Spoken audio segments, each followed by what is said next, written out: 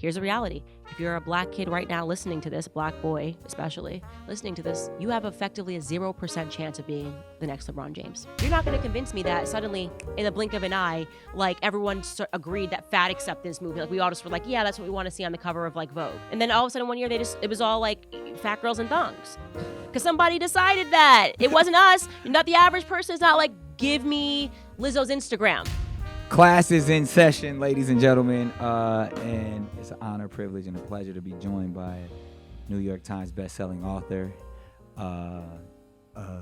activist, entrepreneur, mogul at this point, but more than anything, a mother and an unapologetic voice in the community, the one and only, the scholar, Candace Owens. Thank you for having me. No doubt. Class is now in session. Yes, it is. And I mean, I'm a student. I read your book, The Blackout. I'm excited about the next one to come. I know there's one on the horizon. But I'm a avid follower of, all that you do. And I've always respected and admired your courage, your fearlessness.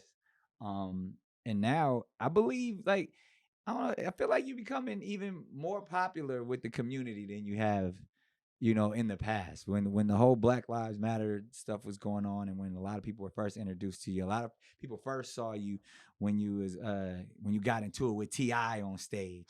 That was a lot of, they was like, who is this? She seems smart. She seemed like she got it together, but she going at tip. and y'all kind of exchanged words, and then we learned more and more about your views, and we heard a lot of things, and you got called a lot of names. But now, sitting here in 2024, I think the perception is a little different. Why do you think that is? Because hindsight is 2020. So I think now people go back and you watch that clip and you listen to what I was saying and what I was warning, and then you listen to what T.I. was saying, and only one of us sounds like an idiot in the retrospect. Oh, you can't call my man an idiot. He is an idiot. And he's worse than an idiot because he's selling figurative crack to the black community. I mean, he actually, I have to say, because of all of the very few, I should say, black events I've been allowed to do, but I've had a lot of correspondences and communication with a lot of people in the black community behind the scenes. He genuinely was the worst person because we had such an open and honest conversation leading up to that moment because Ye had put us in touch. And he was like, I agree with you on this. I agree with you on that. I agree with you, blah, blah, blah, blah. I just can't say that I agree with Trump, blah, blah, blah. As soon as we hit the stage, he became a full-blown performer. And that is what the black community is dealing with, like performance in the community. Performative expression, performative activism. Mm-hmm. I've been accused of that. I've been accused of performative activism. Just, whether it's the choices that I make in my personal life, or I can't fight black and sleep white and all that. I'm pretty sure you've heard that, or maybe you haven't heard that. But it's just like the ideas of you can't say one thing and stand for one thing, and have a dichotomy of something else that goes on. So, I mean, can we get to that space where we're just like, we all just have different views, and some of us share them very passionately, and some of us choose to, not necessarily jump out there and lead and say it with their chest? I think, so first off, I actually agree in a way with the idea that people should not be speaking in a way that doesn't reflect how they're living. And that's actually one of my biggest gripes with the black community. That's one of my biggest gripes with people like T.I., with rappers, with people like LeBron James. What do you mean? And what I mean is that they're saying stuff that does not actually reflect the reality that they're living in, because they feel that in order to be accepted into culture, they have to pretend. And I'm not saying, I'm speaking specifically here, like, when LeBron James tweets something like, we can't go outside, like following the shooting. I don't remember what shooting it was, but he tweeted like, we can't even go for a jog. I think it might have been a Ahmaud Arbery. Right. And I look at that tweet and I say, who are you tweeting this for? Because you live in a $100 million house. You don't even touch your own door handles. You haven't for a very long time. Actually, the majority of your life. But he's still part of the collective. But that is the problem, right? So the problem. He's still a black man. But he is a black man, right? But we are not collectively all living the same experience and having the same experience. So what he does is he plays a part, right? What I appreciate are people who are honest about their circumstances. So I don't fault someone who believes that this is what they're seeing, they're living on the block, blah, blah, blah. Then they get a job and things are changing for them.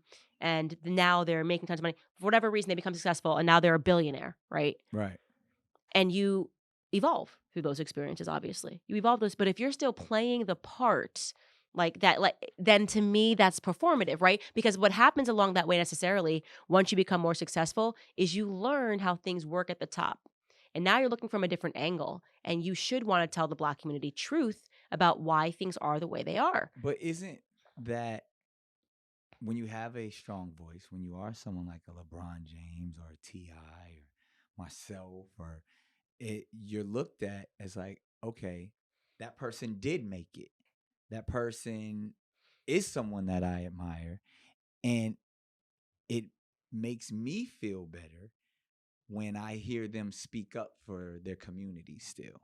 When I see them in doing what's right for our community, even if it is something just speaking out for a tweet or say, because as the collective, we, regardless of how much money you make, regardless of where your financial status is or whatever address you now currently have, you're still a Black man in America, which is a very difficult thing to be. It's not a difficult thing to be LeBron James. And there's no way What do you are going to mean? convince me that this man is living a difficult life. And that's what I mean where I You say don't it's think like, LeBron no. he doesn't still face the struggles of a Black man? Nope, he does not. Nope. So what is he living his life as a white man? I want to be clear. He's living his life as a wealthy man. Okay. And just because wealth doesn't stop you from being Black. It doesn't stop you from being Black, but it does stop you from pretending that you're struggling. And that is what I don't like. I don't think he was ever saying like if LeBron was talking about, these wick stamps is kicking my ass. But to say, yo, I saw a Black man get murdered or whatever, and I'm speaking out as the collective we, that lets me know that he's in touch. He cares. No, that's him performing to make you think that he's in touch, but he's not. And so to me, the pressure that I put on these people is that the more successful you become, actually, your perspective changes and you start to understand how things are operating at the top and how they're intentionally keeping people at the bottom with low information, keeping them emotional, reactive, and not allowing them to actually break out from where they are. And when you recognize that, it is your job to communicate that in whatever way you need to communicate it. See, I can't let you and so when slander you, the great LeBron James. When you say something and you know the response is going to be, people are going to go, yes, and now I'm allowed to be even more enraged and angry, and I can now justify going to the street. You are doing your community harm, not good. That is my viewpoint. That's my viewpoint. That's an interesting viewpoint, but as someone who, I've been to Cleveland with LeBron and community events, know the amount of money that he gives back, seen the schools. I didn't say he doesn't give back money. But so none of that is performative.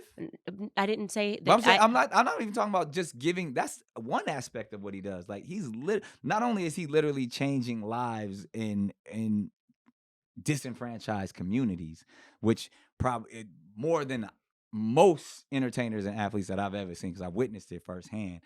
I would also say what he represents to the Black community. I give that to him. I give that to Barack Obama, a few Denzel Washington. These are Black men that at every aspect of their career and their walk of life, you can look at them like, I'm proud of that. So I would put Denzel Washington in a totally different ballpark than LeBron James and Barack Obama, because you are not going to see Denzel Washington up here telling Black people, inspiring Black people to riot, or like, LeBron James never inspired nobody to riot, Candace. He spoke out as a Black man. Well, and you must ain't heard some of Denzel's speeches, because Denzel will talk that shit. Denzel and he actually, I've heard a lot of his speeches. He's one of the people that I admire a lot. Yeah, and he get to talk that shit. I would disagree with you on that. I think that Denzel Washington has always represented himself as somebody that is collected, somebody that is educated, and when he communicates something, he is not communicating it in a way that makes people feel justified in their actions that are ultimately going to harm them, justified in the moment and not thinking about what's the long-term result is going to be. I would totally not put him and LeBron James in the same circumstance. In fact, what I was saying that I would like Black entertainment and rappers and singers to be. I think Denzel Washington actually embodies that. Many times when he's been asked questions to take the bait during times like Black Lives Matter, he's refused that. And I think probably because he had the wherewithal to recognize that this was ultimately not going to be something that helped the Black community, which it didn't. Now, to your other point, I'm not saying that LeBron James does not dedicate a lot of money to giving back to the Black community. And time and effort. And yes, but that effort, and I've talked about this on my show, would be better spent. And this could really, to your point, be because he doesn't understand or know or recognize this, because recently it was reported that I think it's the majority of the kids at the school, he like very kindly and out of his heart, it was a very good-natured thing to do, he opened the school in Cleveland. That's what you're referring to. Yeah. And then it was reported that the majority of those kids were failing out of the school. I didn't know this. Yes. I didn't hear this. And I think it was in Is mathematics. that true though? I covered it on my show. It's true. It's true. We can look it up. I don't want to try. I'm not saying it's trash talking. I actually want to make sure that like we have right. it's the I something school, right? I can or I believe Yeah. something school. Yeah. She's gonna look it up. I am, because I want to make sure we get the facts right. But again, he's not the teacher. No, I know, but there's something that I'm saying about this that's actually really poignant. Right. LeBron school has everything we're told the students need. It's still failing. Okay. Yeah. So a school in Ohio, revealed that not a single student from the school's inaugural third grade class, the I Promise school is what it's called. Right. So this is actually an important lesson, because this is exactly what I'm talking about. This one on this episode this article is loading. Okay. Not a single student from the school's third grade class has ever passed the state's math test. Okay. Not a single student. Okay. And this is a charter school, right? I am not sure how we structured the school. Oh, okay. But there's a lesson that I'm saying this, because it actually, because to me that's the greater issue of just that's not LeBron's fault. The lesson in this is that throwing money at a cause does not fix an issue. Okay. And Right. I will not disagree with you that LeBron believes truly that, this is what we need and this will change things. Actually, what should happen, because he has a good heart, is that he should want to assess why that's happening. Right. And he should maybe realize that what I've been saying about this school, as soon as he started it, I said these kids are going to fail, because the issue is not just that they don't have money in an open school. There's other issues that are happening. And this gets into what you and I were talking about the breakdown of Black families. It also gets into what we were talking about this public school system intentionally trying to produce kids that are dumber and dumber. It also gets into what I talk about, which is kids looking up and idolizing. If you ask Black kids, who's your idol? A Black kid will usually tell you LeBron James. Maybe we'll give you an artist, maybe a rapper or someone. Here's the reality. If you're a Black kid right now listening to this, Black boy especially, listening to this, you have effectively a 0% chance of being the next LeBron James. Now, I know that's hurt speech. Some people are very hurt. Speech. That's facts. Okay, but typically all of the things I say are facts, and people get hurt. Well, yes, because Black moms invest so much money into their kids. They all think their kid's going to be the next LeBron James, but the reality is you have effectively a 0% chance of being the next LeBron James. But you have a 100% chance of being the next doctor, of being the next lawyer if you stay in school, right? Yes. Our dreams, even what Black people are aiming for in life, is we're being sent on a path of failure. And culture has so much power. I mean, look how reactive you are if you say one thing about LeBron James failing. You're a part of that. Yeah. You're a part of that. No, we gotta defend the king. Okay, well, we do. Okay, well, speak bad but it's not even speaking bad. I'm speaking reality, and this gets into why people just cannot process reality. Right. This does not make LeBron James a bad person. He's not a bad person.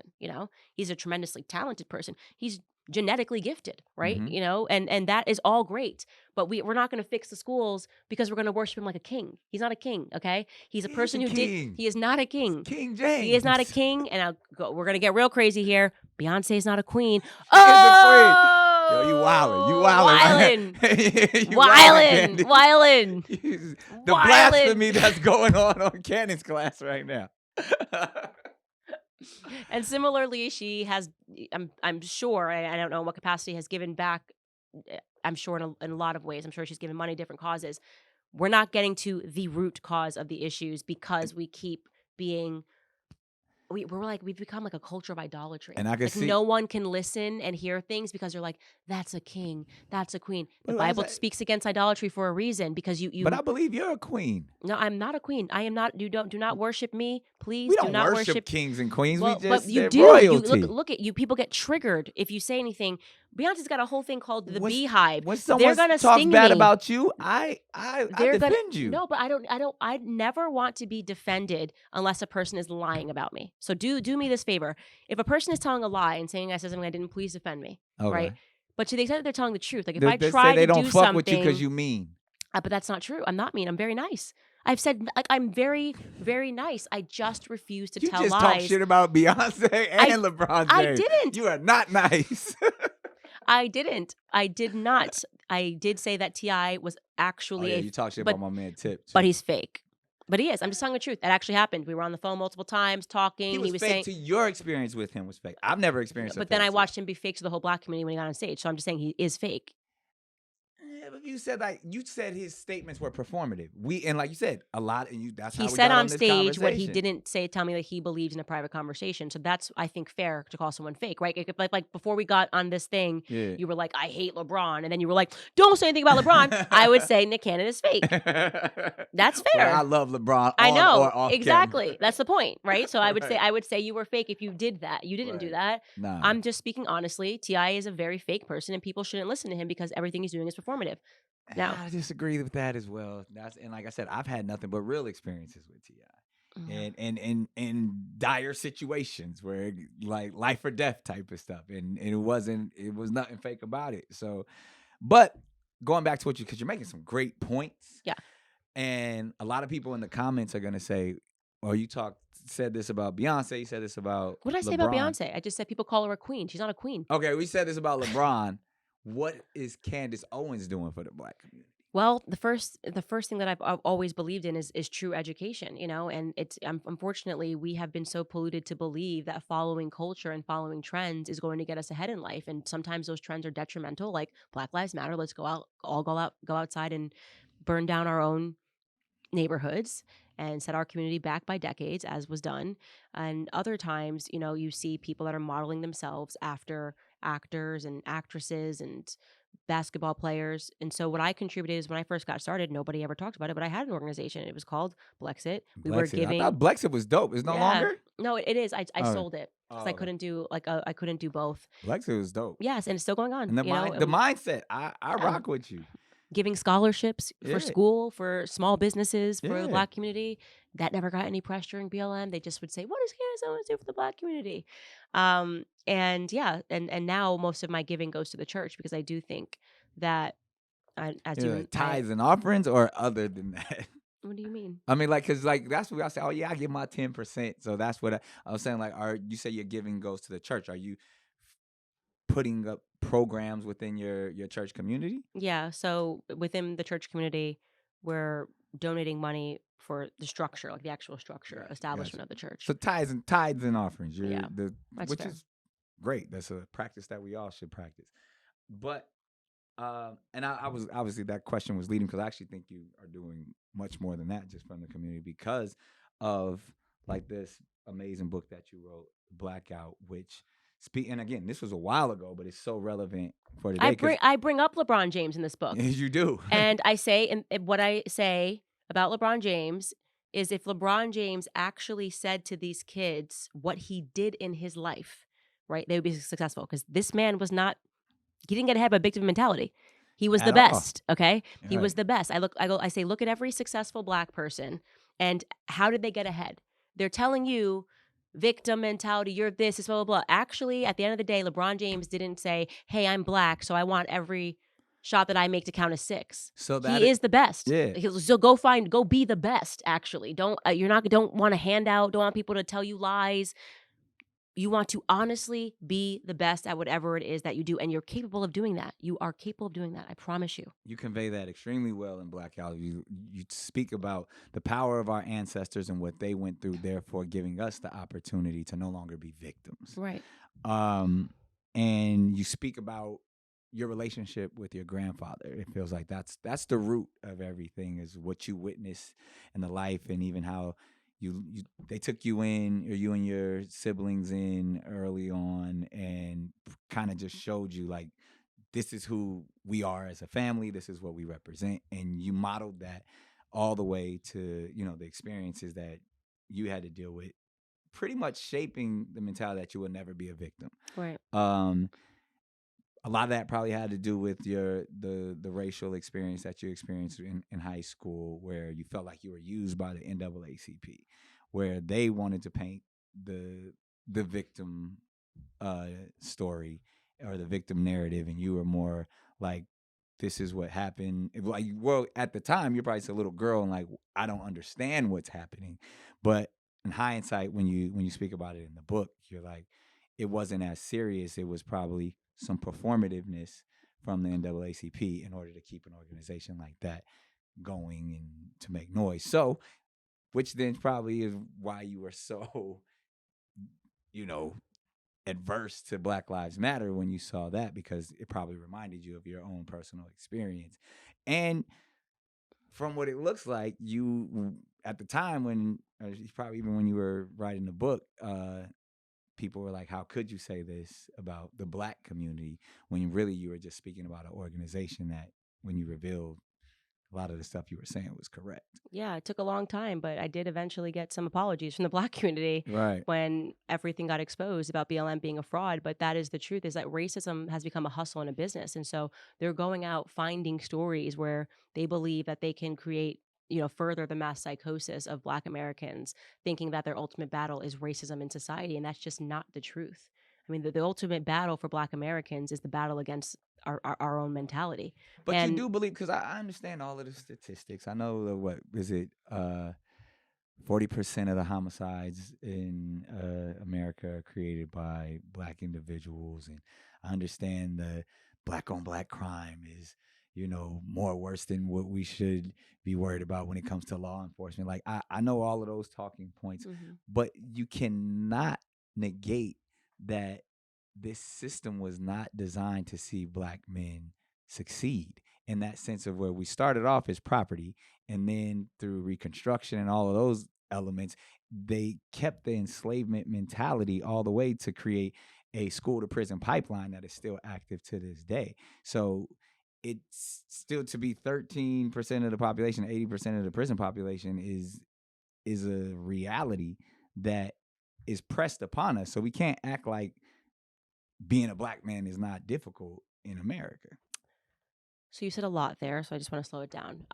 It is very important for people to study the 100 years following slavery, because, as I've communicated to people very many times, Black Americans, their families were together, we were faith-based, we were not receiving any government handouts. And statistically speaking, during Jim Crow, and I'm not, this isn't an argument for Jim Crow, to be clear, Right. I'm not saying we should bring Jim Crow back. Right. What I am saying is that in the 1950s, Black Americans were outpacing white Americans in terms of economic growth. Everything turned around once the government got involved. Okay, welfareism is what did this to the Black community. Factually You don't speaking, think Reconstruction and no. If you look at the statistics, Black people were finding their families. Actually, family meant the most to Black America, and because the government wasn't looking to, to solve the poverty so issue. you believe by implementing welfare, yes, they incentivized bad behavior. that got rid of the Black father out of the Yes. household. So you're going like, was it the Moynihan Report type of? Moynihan Report is Yeah. that is a tremendous, and that is impactful, because in that report they said 23% of Black kids are growing up without a father in the home, And now it's like 70%. It's like 78% today. And they said this is a crisis. We know that every ill follows But this. white households are just right up there. Well, if that is actually, I'm glad you brought that up, because we keep saying this is a Black issue, and people will often talk about the disparity, the income disparity between white households and Black households. But you should ask them what the income disparity is between single white household. There virtually isn't one. Right. So the disadvantage is the same when you grow up without a father in a home. A single parent home is a more disadvantaged yes, home. And that's the pipeline to prison. And obviously it doesn't help that we're simultaneously fostering a culture in terms of the music that we're putting out that I don't think, because I believe in frequencies and I believe in demons. Believe in frequencies and demons too, but you can't. So you're going to attack hip hop is the problem? Well, I don't believe that's hip hop. So I just want to say that too, because I don't know. When people say this is Black culture, I'm just like, you sounding outdated, Candace. You sound like an old lady. Well, I'm very happy to sound outdated. Please bring back the old lady music. I'm very proud. If being an old lady means that I'm. What was your vibe? We're gonna listen to the Temptations again. No, and but what was we're gonna your music? Well, I grew up in a Because household. I know your okay, grandparents well, I'll tell grew you. up with the Temptations and On stuff. repeat in my household was the Miseducation of Lauryn Hill. Okay. So now we have Sexy Red. Is this That ain't no? Lauren's still making records. No. Let's get real. Let's get real. I hear where you're going. Okay. No more will be said. Call me a granny. This little Lauryn grandma. Hill, Sexy Red. Okay. But Sexy Red got some bop. She's empowering for because let's not act like when Lauren's album was popping, there was still Lil' Kim and hardcore, and there was still Kaya, My Neck, My Back. So it was a plethora, and we just chose to honor what Lauren was doing. Just like there's artists right now that's just as dope and just as popping, and we're using Sexy Red as that. There's been a Sexy Red, and that's Madonna. Like that's there's no difference. The question is, was this they were considered? It was explosive when Madonna came out because she was so counter the culture, right? So that was considered an exception, not a rule. And so is Sexy Red. I don't think everybody sounds like Sexy Red is what she is. Her coochie pink and her booty hole brown. We know that. But that's not that. My daughter's not singing that. Like, you think that the majority of rap music, female rap music, is not like that? The majority? You're gonna paint me in a corner here. I just want the truth. No compassion. Yeah, I mean, just the truth. The majority currently, we are talking current. It's overly sexualized. You have to. We gotta be honest. I'm not gonna lie. We do have to search a little bit more for the new Laurens. And I don't disagree with you. I wish we had more of that, especially being a father. They're just not getting record deals for a reason. It's not. No, I'm not gonna let you do that. It's not the record label's fault. It's the culture's fault. Oh, so we've lost talent? Have we become less talented? Yes. No, we have not. I think we have. We absolutely have not. No, I don't think we have what is considered talent. As someone who is a talent finder, what these kids believe to be talent, and this is because, and now I'm about to get on my soapbox for a minute, when they took the arts out of schools, that's when we got less talented. We got less driven because when we were teaching kids crafts and allowing them to flourish with their gifts, that made the education process a little more enjoyable, and it made it it's just like music is math. You take music out of the schools, you're taking out math as well. So in that setting, to what an artist is to this day or what a musician is today, all you got to do is rhyme some words together or, say something very crass and you can make $1 million. Where before you had to know how to play a music instrument, you had to know how to sing on key, you had to all of these things that are no longer important. So I do believe we are less talented as a culture than we once were, because before we used to only focus on our gifts and our talents. You see, I heard a girl, I went to a friend's birthday the other night, and this woman, I thought she was singing over the track. I thought she was lip singing, and nope, she was Whitney Houston back from the dead. Right. She had a gig at some club, gorgeous, young, and that I don't believe is because the talent pool has grown smaller. I think it's because this is what is being intentionally signed. It's what we're having right now is the chicken and the egg conversation. What came first, chicken or the egg? Yeah. And you think the egg came first, and I think the chicken came first. Right. I think this is being created. These people are being selected purposely. And I say this. That's your conspiracy. No, but it's not a conspiracy. It's not a conspiracy.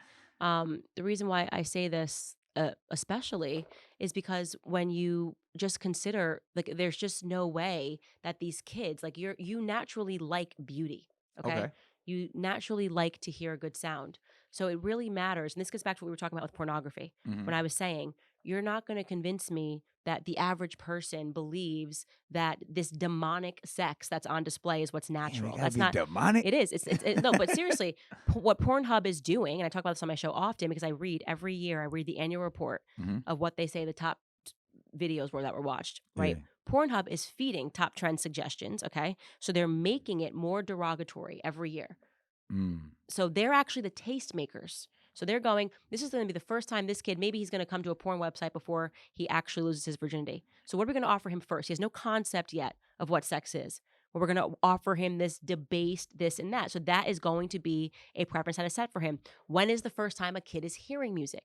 How are they hearing it? Are they watching a reality TV show? Are they watching Wildin' Out? Are they watching like what? Like I remember watching the like Jackson 5 movie. What was it called? American Dream. Was it called American Dream? Yeah. Gosh, yeah. You know, and just thinking Michael Jackson was just the most amazing person ever. So media is playing a role in this. What you're putting on the TV screens, whether it's reality TV, whether it's what you're putting on the airwaves when they're driving to school. I used to listen to Z100. They're Right. hearing this stuff first. So this stuff is being selected. That's why it matters what records are being played. And you hear rappers talking about that in their music. So whether you're talking about Kanye way back when he said, if I can rap about, but if I rap about Jesus, I can't, my record won't get played, right? So you're taking it over there. Jay-Z has spoken about things similarly about how trying to get his record played and the things that you have to do. This is going back to when I told you that I recently had a conversation with Amber Rose. Here's what you have to do if you want to book a magazine cover. You have to be willing to get more naked. Okay, so there's somebody that is telling them that this is what you have to do.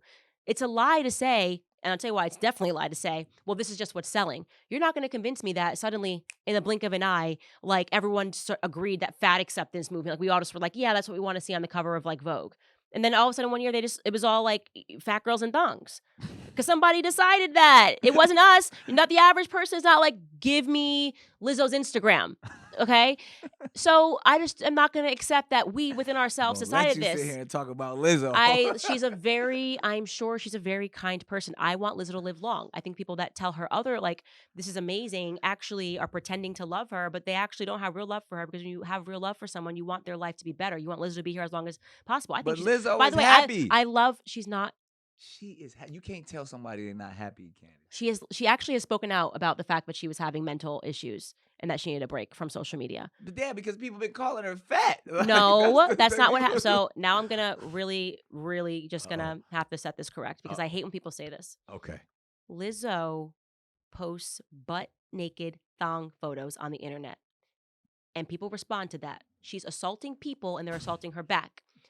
Nobody was out here being like, Adele, back when she was bigger, Adele, you're this, because Adele was just dressing like a normal person. She had a beautiful voice, and we took her for her talent. Lizzo, by the way, is very talented. She doesn't have to be in a thong shaking her butt. I actually like Lizzo. I used to really bop to Lizzo's songs, actually. Yeah. It was fun. Like, just like fun music that wasn't super derogatory. And she's enjoying But being then what herself. happened, Listen and to her then what lyrics. happened, let me tell you what happened. She got into Hollywood, and they were like, you know what the best part about you is? You're fat. And they were like, and this is what happened. And somebody was like, they offered her the Netflix deal, and they gave her a Netflix show. Like, this one's for the big girls. They were like, find the fattest people ever and make them dances. Why would Netflix? Why would Netflix give you a deal for that? It's like a crazy concept of a show. Like, this one's for the big girls. Like, literally, this is a show on fucking Netflix. It's crazy. They were like, go find the fattest. This was like the inversion of TLC's. Is in here doing stand up right my now. 500. This is like the inversion of my 500-pound life. Like, at least my 500-pound life is like, it's a sad story. They're like, your life is gonna be great. Go out and find the fattest girl to take on tour. This is fucking demonic. What's going on? Demonic. Yes, she is embracing big women. No, we somebody love gave her, big girls. There's no way Lizzo went and pitched that. That was pitched to her, and it was money, and she accepted it. So then they made her just in the same way that I felt, and I can't wait until I have a discussion with Amber Rose, because I felt that they take these girls and they do or say one thing, and then they tell them, like, this is who you have to be. Like, this is the best part about you. And then they lean into that for no reason. Like, she didn't have to do all that. Like, when she first appeared on the scene, she was just fun. And suddenly she's like always in a thong, and because she's liberating. She's loving herself. Okay, well, I wish she could like do that not on Instagram and it's her page. Don't follow her. Okay, fair. I personally just think that if she decides to put it out there and people comment on it, that's also fair. And I think she handles it very well. And like I said, if it was like the reason why nobody was ever attacking Adele, she's slimmed down, was because she never made her brand being big. She just had a beautiful voice. No, people aren't going around just like calling people big names. So I don't like when people act like they're the victims, and it's like, dude, you're wearing a thong on a basketball court. Like, your whole ass is out. And you're not small. By the way, even if you were small, people would still talk. If Kylie Jenner walked out with a thong and her ass out, we would be outraged, and rightfully so. We would call it out, and we'd be like, this is hoe culture. She thinks actually that she's like a special oh, I'm big and you can't say anything about fat girls, or else Right. you'd be considered fat phobic. I already caught that Pokemon ball too. People call me fat phobic. No, I'm just telling the truth. It's not healthy to be fat. But many people are struggling with their weight, and it's actually the best stories ever when you hear about talking about how they're trying to get bigger. I Yeah. love watching DJ Khaled on his freaking Losing weight and on his weight loss journey. yeah, it's fine. It's like, okay, I that's mean, cool. everybody can admire when somebody's getting their Making health an together. effort, Yeah, yeah. that And so for wanting that for her, and because I but think again, I that think thing she's like you very picking talented. on her. I'm not picking on her. I think she's picking on me. Did you see the basketball court photo, or when she got into the plane and posted it with her assless chaps? She's picking That's on picking me. on you. Yeah. Because her ass is out. That's picking on you. Basketball game. People take their kids, their young sons, and she gets up there with assless chaps. Who is the victim? Me or Lizzo? See, they're all nodding and they're pointing at me. We'll let them answer. Who's the victim? Who's the victim? See, this is what Candace, what I was trying to do, which we are doing, I guess. This was supposed to be about education and uplifting of the Black community. But now you done diss LeBron. No! You done diss Lizzo. You done diss Beyonce. They're going to say, she's never coming to the cookout. I don't want to go to the cookout. You better come strapped to the cookout. Nah, but I mean, obviously, I love you. I love the outspokenness, the honesty, but there are a lot of people who do have adverse feelings to your outspokenness.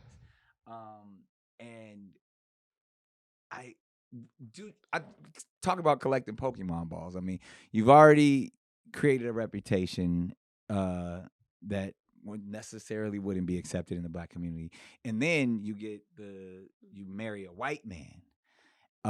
So then they really believe that you don't rock with your culture because you married outside of your culture. And then you say so many things that on the surface look like you're not supportive of your culture. Now, if somebody read this book, they would understand, oh no, she's actually empowering.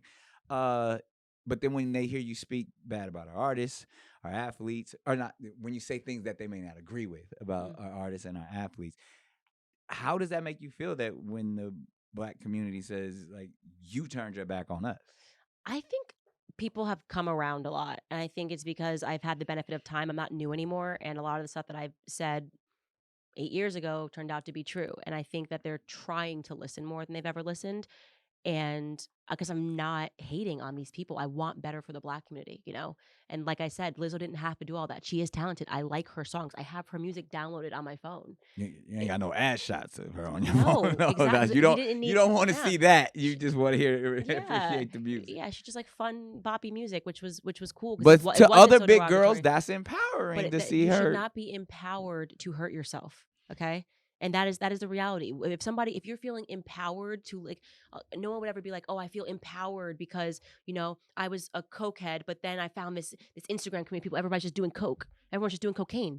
And now I'm empowered. I'm a heroin addict, but then I'm on Instagram, there's this whole community of people just shooting up heroin. And now I'm feeling empowered.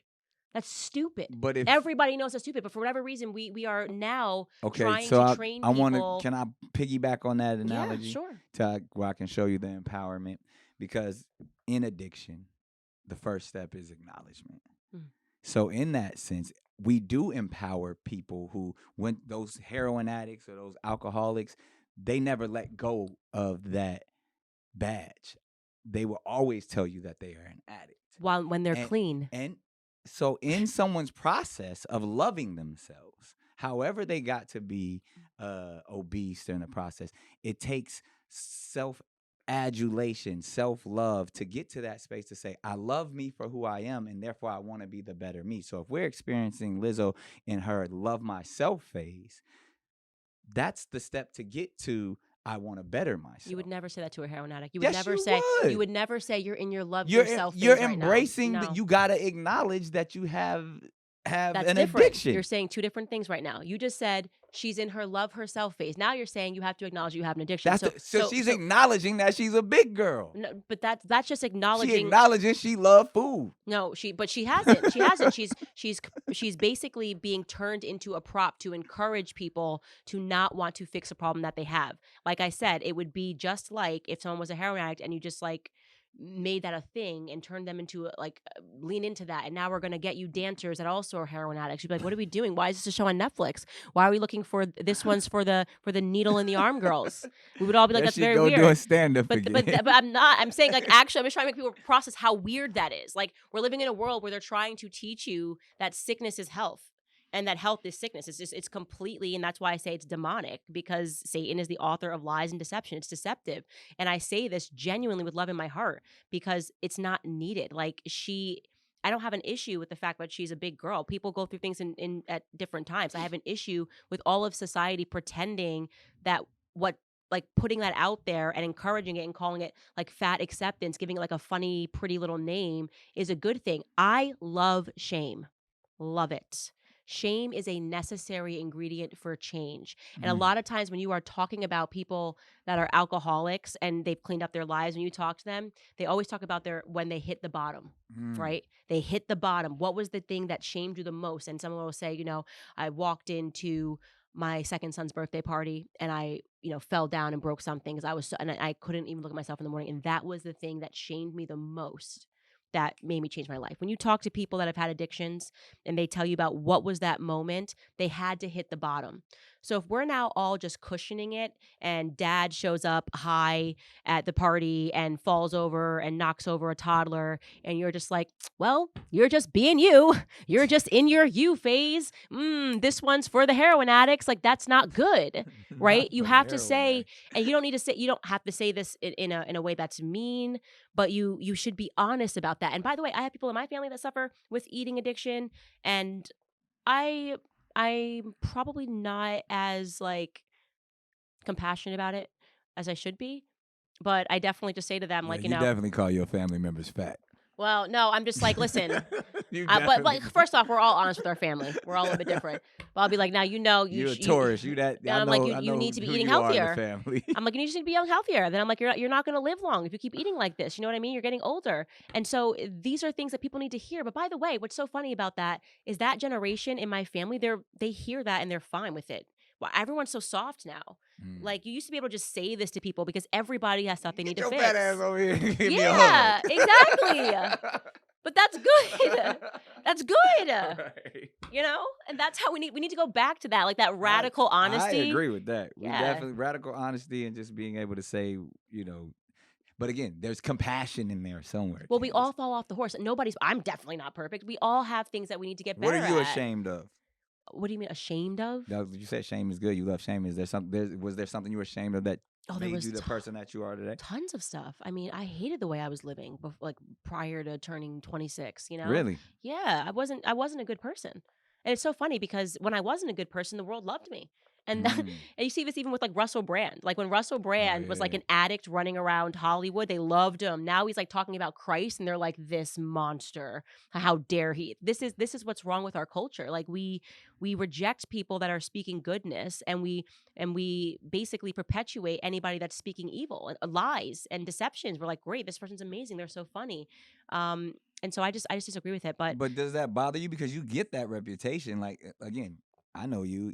I would think that you are ultimately trying to spread a good message, but if it's not for whatever reason, it's not delivered as a good message. It's delivered as hurt speech, and she's doing this she's being mean to Lizzo. She's dissing Beyonce. She's talking shit about TI and LeBron. Like, that's what they're gonna get from I this. did not diss Beyonce. I just said the high better leave me alone. I just said you said she's that not she a wasn't queen. a queen, and neither. And I also said neither am I. That's Queen B.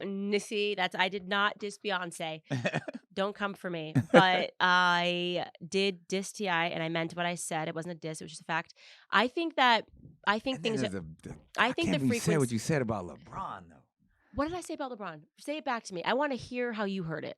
One, you said he wasn't a king, but I did say that. That's a fact. Christ is king. Christ is king, but so is King James. This is what. No, in all seriousness, though, LeBron and many others are people that we look up to and we admire. First of all, if we're gonna go back to the LeBron thing, the fact that a single parent household produced that level of greatness, and he is still with his wife, who then they birth children, and now that's his teammate. His oldest son is his teammate. I've never seen a better example of a black father than LeBron James. Well, first and foremost, I love those elements of LeBron James. Okay, but that's what we should be talking about, but Candace. but you Not have the kids fell in the Whoa. third grade at his school. I want to be very clear. I want to be very clear. I love his relationship that he married his high school sweetheart, Yes. that they have a family, a 2-parent household. That's why I'm saying once you get to these things, you got to start talking about those things that are actually Yes. that are making your life good, Yeah. and not lean into a stereotype So to because your you point, feel like you have to. That Okay. is my point. The way, that's why I say how you are living, speak on that. yes. How is LeBron living? What is it? What are And these I greatest? think And by the he's way, I do want living to say that. this by saying his parents produce him. He's like a genetic anomaly, first and foremost. And I want to talk about that too, because he is a genetic anomaly, but everybody has something that they're born with that Everybody puts got a them ahead gift. of the pack. 100%. I You agree got to with you. find 100%. what that is. Say So that again. all of the black boys, I want to be LeBron James. Stop that. Let LeBron James be LeBron James. Like, God did whatever and was like, you're going to be Amazon warrior and you're going to dominate the courts, and that's him. That's his story. These kids have to figure out what their story is. And I just feel like we're watching, as Jay-Z once said in a song, so many like hoop dreams deflate. You know what I mean? And it's sad to me when I see so many black kids being led astray. I'm watching them be led astray by rhetoric, by their because they view him as an idol. When he says, we, blah, blah, blah, they feel rage and they take to the streets because their king said that, you know? So he's got to be careful. He's got to speak like Kobe. I loved Kobe. I cried when Kobe Bryant died. We all did. I was devastated. You know who I was speaking to about it? Actually, Killer Mike. I love Killer Mike. He's the opposite, by the way. I spoke to him before that event, and he is like 100% who he is. He is a gift to the black community. I think he's just one of the most amazing people. We love Mike. But and that devastated me because he, to me, was somebody, and I don't want to say an idol, but an example. He just had this level of intelligence and this level of decorum. And I'm not saying he's not a man without faults. Obviously, we saw his faults play out in real time. But I just want to make sure that people like LeBron James know how much that tweet means to these young black kids. When they hear you say, we can't even walk down the street, you're signaling something to them, and you need to be careful. So, you have the same power. Yeah. What is your message to black boys?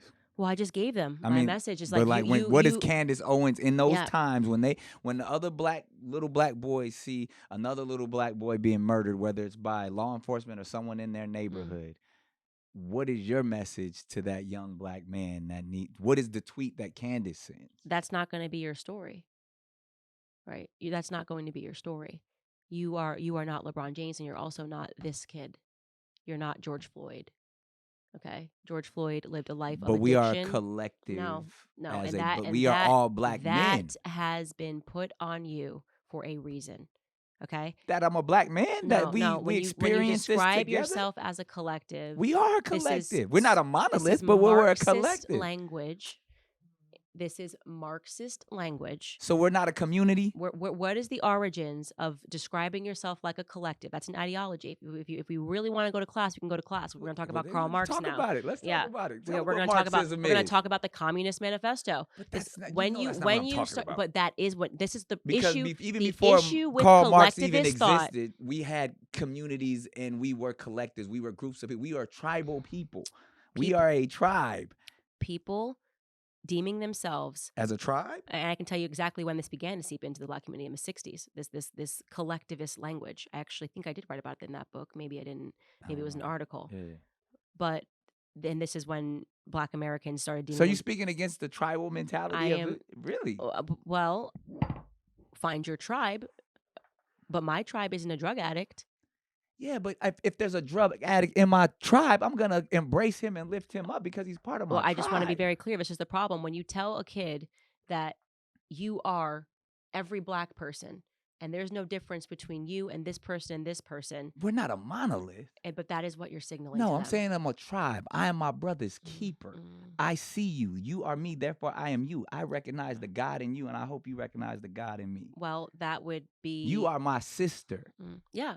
Cool, but what That's I'm saying, but you and I have a lot in common. Yeah, actually. Yeah. So I'm not gonna sit here. You're not gonna tell me that I But need if to you have. was a crackhead, I'd still be like, give me a hug with your crackhead ass. Yeah, Like, I would still love you. I would you're still not. You embrace are you. not gonna catch me, Nick Cannon, wiling out when a drug dealer, loses his life. You're not gonna catch me getting arrested for that. So, you're gonna speak But I some got sense. some cousins and stuff who have, and I And embrace me them. too. I have cousins that spend time in prison, and that, Yeah, but they are, but because that's family, tribe. You can't say you know, one, but Nick. especially if we're talking media and a black they. It's not like we paint that picture; it's projected upon us. And who's projecting that to you? The media. Okay, so I mean, we know we agree on that, now we're getting but we've into always what agreed I'm on it. saying. But there's The nothing wrong. the psychological conditioning that inspires black people to behave in ways that is ruinous to their own lives is intentionally being signaled to them by the media. The idea that they should view themselves as a collective. I'm like, stop trying to tell me I got anything in common with George Floyd. I literally don't. If you're like, can't you have something in common with Nick Cannon? I'd be like, You oh do yeah, have something in I got common with no, George I no. Floyd. You are not going to tell me. I am You not. are a I black have person made in different. America. I'm a that's a location. An overcomer of enslavement is in your I DNA. I am not. Same as his. You are not going to catch me wiling out or try to make me I'm feel. mad that you keep using wilding out. I got to. But you're not ever going to be able to psychologically condition me. I have understood. I'm a little saddened by. That's the one thing I didn't think we would be on that space I'm because not. I would think you talk about your heritage and your connection to black people in Blackout. I'm black. But what I am saying to you is that the media trying to get you to believe I didn't say that be a you victim. have a responsibility to have the response that we saw during the George Floyd thing because of a man who lived. And again, I actually came to a compassionate side on this after meeting his roommates and doing my documentary and realizing that this was a lifelong drug addict, because that is actually something that everybody of every race in America can relate to. Right. Right. So you don't have to think about it as a tribe. It's like America is suffering right now because of Big Pharma. Right. 100%. Big Pharma gives you one pill, you get addicted to it, and next thing you know, you're on the streets for the rest of your life. And that is what happened to George Floyd, right? I spoke to his roommates. They met him in rehab. He never could get over his fentanyl addiction, his opioid addiction, and that day ingested whatever he ingested. But what I'm saying to you is that it is problematic to communicate to young black boys that they need to react in the way that we saw them react, because, as you're signaling to them, you are a collective. You can't break out of this. You can't say when you see something happen to someone who looks like you, that has the same frequency that you do, that you operate on that same. Like I don't have the same frequency as George Floyd. That's what I'm telling you. I don't. I don't. See, that doesn't. You didn't have a compassionate reaction when you saw that. I didn't say I didn't have a compassionate reaction. It's, first off, I will always to watch any person die, even if you're watching and you're like, this person totally deserves it. Is. So you don't think there was you don't think there was no institutionalized racism part of that death? Have you seen my documentary? I mean, I didn't watch it. Okay, you but should I watch know it. you have. No, there was not. There was no racism whatsoever. How could it have been racial? Okay, well, I mean, just let me ask you this question: did you ever even watch the full arrest tape that they refused to release? I mean, I think I saw what was released. I don't know. All you saw was Darnella Frazier's phone from the front. That's it. The clip that went around the world. Right, You think it's weird the police that the state blocked the police from releasing the full footage?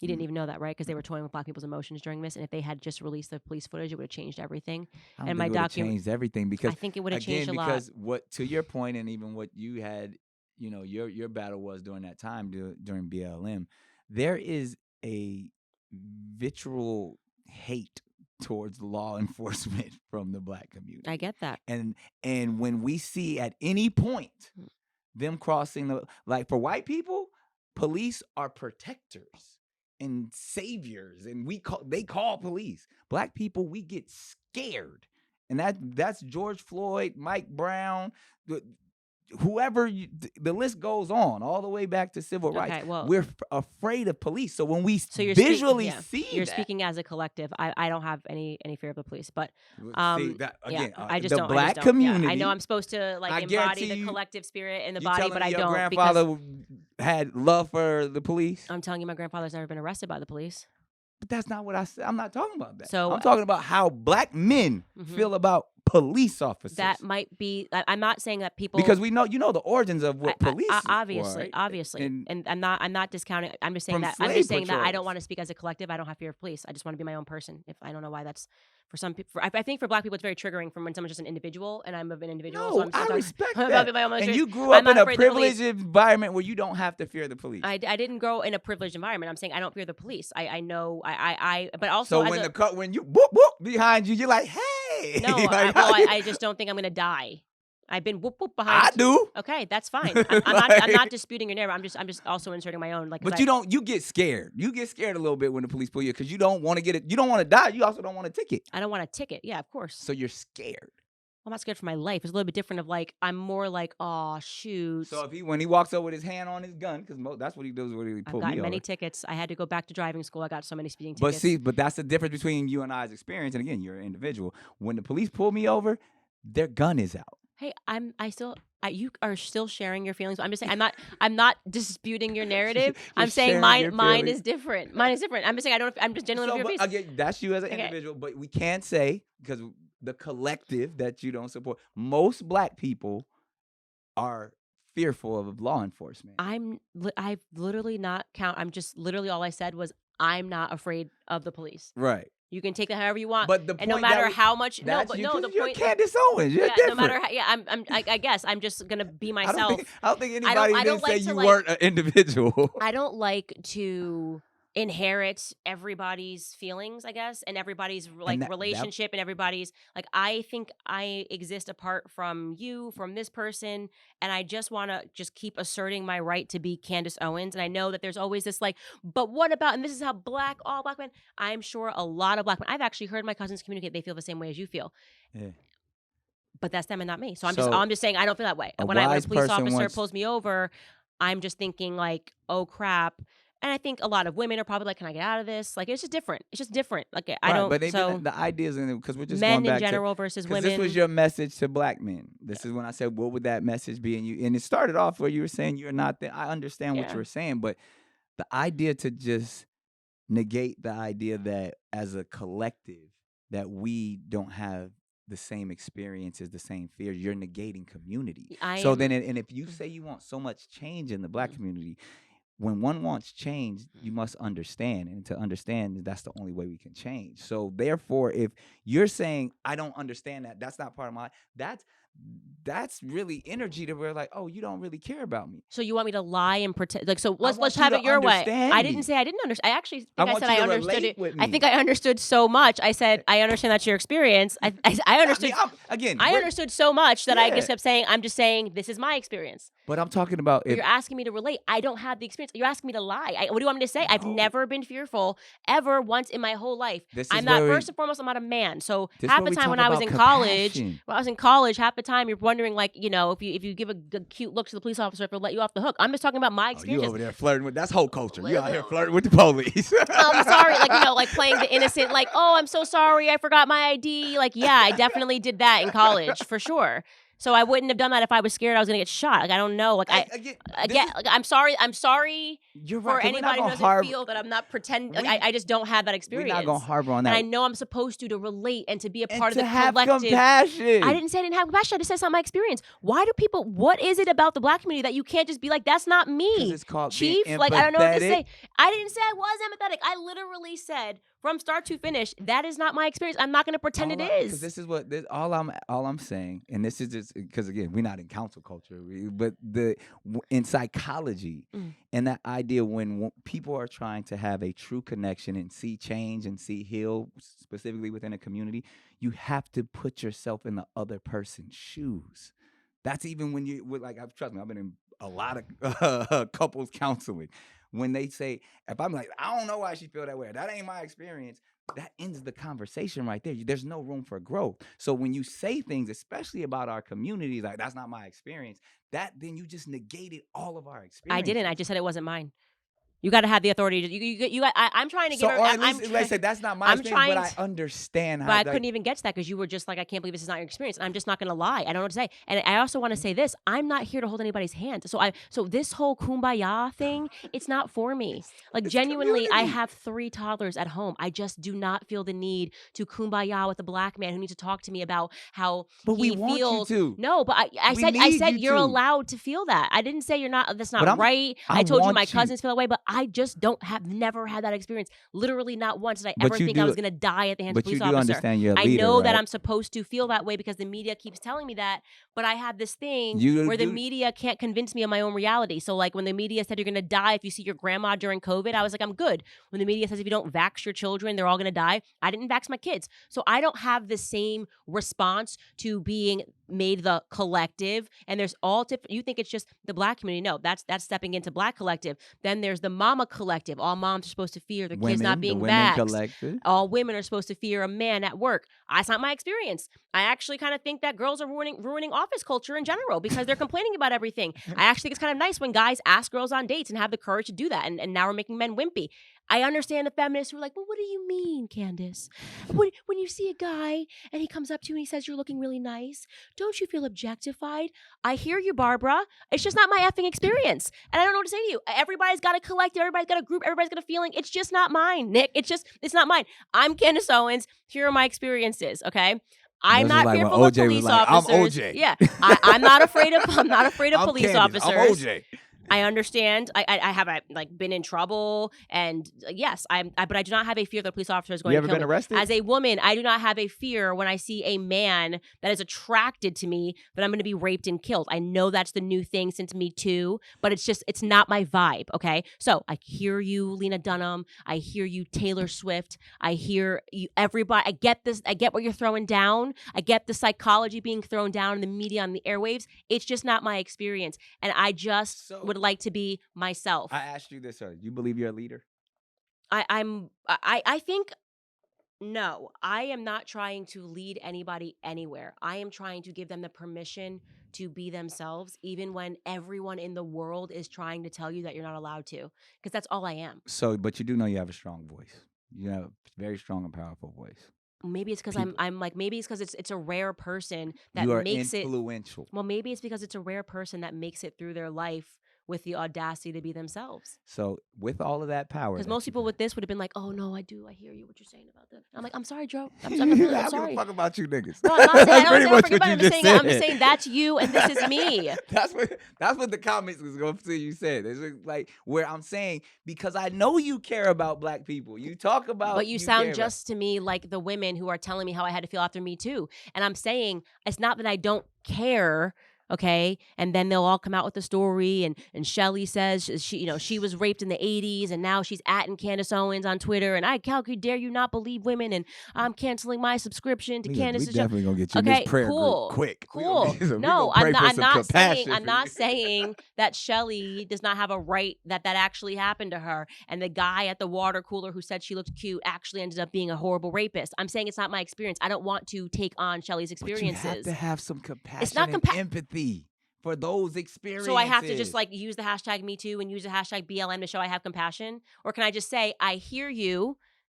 Thank you. You start there. You start with I did. Hear I you, said I hear you. And then from I hear you, I feel you. What does that mean? Compassion. No, but like, what does I feel you mean? You start with I hear you. Mm-hmm. Like you've acknowledged what they said. Mm-hmm. I do. I'm there. I do that. Okay, I'm there. I'm empathetic to your pain, to your experience. I feel you. I cry because you hurt. I just can't pretend that means that like my whole world then. It doesn't have to be your whole world. But I'm saying if we're really looking to elicit change, because that's the goal, to build us up as a community. But you can't be like, I'm not with that collective stuff. We are a community that needs help. But then if I allowed everybody to put me into a community, I would have no thoughts. So then, because we did men. With the individual take, what is your message to young girls? Black girls. Genuinely to every person, girl, boy, but you talk, it's woman, a group of black, male. It's a young black girl right there looking to Candace Owens for some advice. I would say have the courage to be yourself and to allow your reality to be shaped by your experiences and not the experience of everybody else. That's what I would say to everybody. That transcends sex, gender, whether And they're that's the most black, important thing. white. Be yourself and be authentic. And like I said, fashion trends. But that's difficult for a lot of people. That's why the Because suicide there's rates are so people high. that's There's so because I think it's because people do what you just did, where what? they try to like tell them what they have to think and be, and at the end of the I day, definitely didn't say what you at the have end to of the think. I'm saying, day, can I we think offer up compassion? I am compassionate. I listened and I said that's not been my experience. You shared, I shared, and it didn't change. I just But tonight. see, I think because that wasn't that ultimately, to be honest, we kind of veered off because that wasn't even you stating that wasn't your experience wasn't the point that I was making. The point that I was making, one, I was sharing my experience, and it felt a little like, oh, you just negated it. No, actually, the conversation started with me, and I was about to tell you about the documentary and what you didn't see. And then you Well, because we jumped talk about in, law and enforcement then in you jumped general. in. So actually, I was sharing, and then you cut me off. I have a very good memory. And then you cut me off, and then you Well, my apologies. interjected I'm sorry. about men. Then I was just trying to get past that and was like, yeah, it's not been my experience, and go back to documentary, but I never got to because then you were like, how has this not been her How have you experience? not? And Yeah, I'm that like, what because that I'm was. not a black It was dude. fascinating to me that you didn't. Yeah. You don't. But I love Jay-Z's 99 Problems. I felt the song, Years 94. The rear view mirror is the mother effing law. I felt it when I was like, two choices. Yeah. Pull Yeah. over the car, or I was like, ooh, bounce on the devil, put the pedal to the floor. That is actually, you know what? I have had that experience. I threw on that track. That was like the video. You lived it. I felt I you lived had some it. raw It in went the through me. trunk. Yeah. All of Do you that. mind if I look around the car a little bit? Yeah. I See, did. we I had that joke and we have experience. fun, but I think when we bring it all the way back, we're ultimately talking, and you talk about it in the book, you talk about it every day on your show, is not being a victim and embracing who you are because of what our ancestors have gone through to put us in the position of the people we could be today. We can agree on that. We can agree that is a beautiful message. It's a message for the collective because you're not talking to an individual. You're talking to a group of people that have been disenfranchised that ultimately need to embrace the overcomers that they are, the strength within our community, that if we know where we need to place our focus and we get guidance with leaders who truly care about us, we can do better as a people. Yeah. And I think to add to that, I would just say that one thing I've always appreciated is the madness of crowds. Crowds are mad. They're crazy, And so when the whole crowd is saying something, just have the courage to Mob be mentality. Yeah, just have the courage to be different. And I think that's the problem is everybody just wants to be a repeat of the person next to them. And I've never really felt that I wanted to be a part of a collective. I just want to be myself. And that has been it is shocking how much the world does not want you to figure out what it is about you that makes you unique. That's God. God's like, that's what I was saying. LeBron James that was his DNA, that was his whatever. God gave that to him. And instead, you have society that's trying to shape you like a collective, and you shouldn't think like that. Like, you got to figure out what your gift is, what your experiences are, even your experiences. Like, God is choosing you for those experiences for a reason. So maybe your experiences, you had an issue with the police officer, mine wasn't. That goes back to that equation that I say pluses and minuses in everybody's life that add up to something big. Right. And if you start messing with your equation by pretending your plus is a minus or your minus is a plus because, well, he said this happened to him, so I got to pretend I live like this so I can fit in, you're never going to find out what it is that you're supposed to do that's supposed to be great. And so I just want people to have the courage to be themselves and not to shapeshift according to the room that they're in. Right. Wow. And I think beautiful ending. I think Jesus just told us it was time to wrap it up. The lights the lights went off on that one. Well said. Like I said, I always admire your ability to speak your truth and to convey it in a way that you're unapologetic, you're fearless in all the things you believe. And this has been an insightful session. I believe a lot of people were probably helped. You said some things that probably pissed a lot of people off, but I also believe you actually educated and helped. And we got to do this again when the new book is coming out because that's what I want to dig deep into.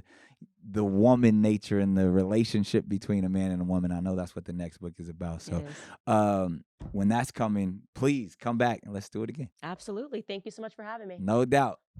Candace Owens, ladies and gentlemen.